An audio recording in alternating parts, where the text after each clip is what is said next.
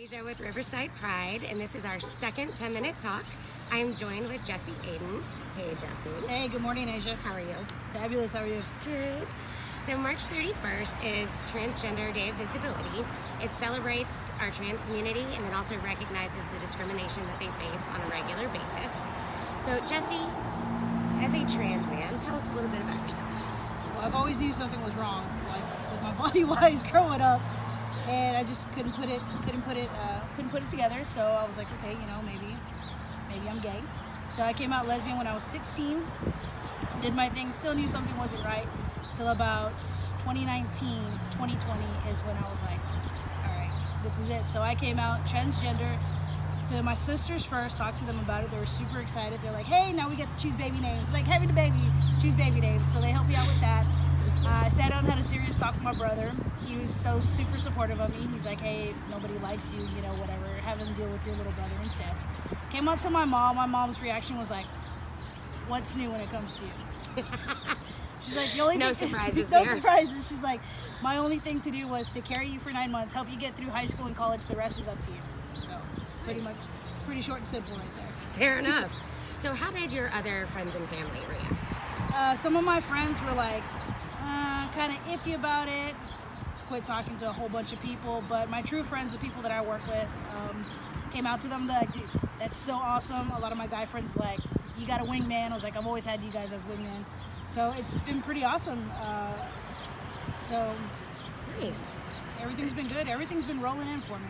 So that's much more supportive, I feel like, than some people have it, right? Like Yes, there's some people that, they come out to their friends and family as gay, and then they come out as transgender. They're like, hold on, we can do with the gay part, but we can't do with the trans part. Like, what's going on? And it's a lot to it. Like, when I came out, of course, you got to see all your psychiatrists, therapists. You got to do it. And it's just there to give you the confidence and support that you need that you won't get from, family and friends. Gotcha. So being in this area, this conservative area, right? What is it like to live daily as a trans person in a conservative town? In conservative, the best part about it is that I don't live in New Braunfels anymore. I live in Seguin. So it's a little better in Seguin? It's a little bit better in Seguin, especially for what I do for work. I can't disclose that, but for what I do, pretty much loved everywhere I go. I mean, this is me we're talking about. So modest. So it's like there's still like some friends like they're like, okay, it's like he, him, them.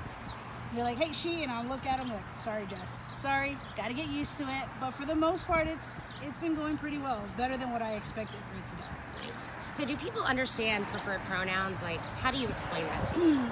They look at me and I tell them, I was like, well, do you call a straight guy a she? Oh, no. I was like, same thing.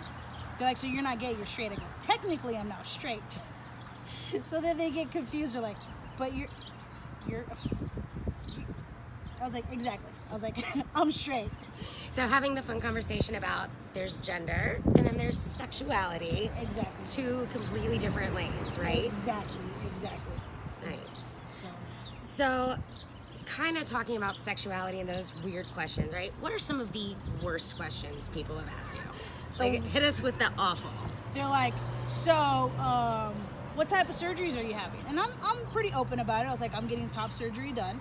That, as far as bottom surgery, I'm not doing it. Well, why?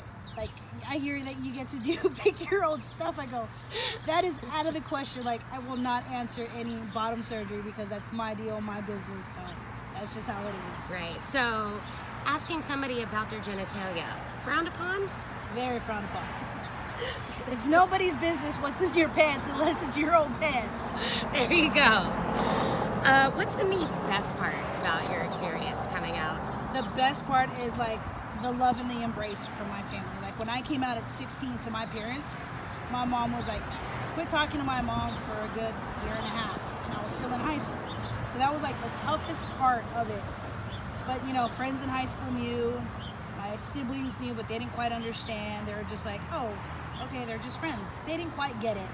And then coming out, my mom was like, okay, it was more supportive doing it. It was scary, I'm not gonna lie to you. It was scary having to come out all over again 15 years later. And I'm like, listen, I'm trans. And they're like, what does that mean? It's like, well, I still like girls, that's my thing. But I think in a guy's mind of perspective, they're like, oh, so you're basically, I was like, yeah. I go, somebody upstairs likes to play some jokes on me and was like, hey, you're supposed to be a boy, but I'm gonna put you in a female body, give you all the things a guy would want, but in the wrong body, the wrong shell. So I'm like, All right. So the T part of the LGBTQ plus community tends to be the most misunderstood. Yes. Has more discrimination, has higher rates of suicide, violence against y'all. So what can the LGB and allies part of the rainbow community do to be more supportive and more inclusive and understanding? that one is, I'm not gonna lie to you, that one's a hard question on it because it all kind of depends on what region you're from. Like in the San Antonio, Austin area, here in mainland Texas, everybody's so supportive. But when you go out to like the other states, like when I was out in California, very frowned upon. You know, Florida was okay in some parts, but not in all the parts. They just look at you like you're a mutant or something. Like, you know, something's wrong with you. You know, this isn't right. And then of course they go throwing, you know, Christ in there. They throw the Bible at you. So it's like, you know, it's just all being supportive of one another. That's basically what it is. Be supportive and just be there. You know, look for signs. You know, like when somebody's like, I can't do this anymore. You know. They'll talk about suicide and things like that. So just like listen when somebody needs to talk, basically.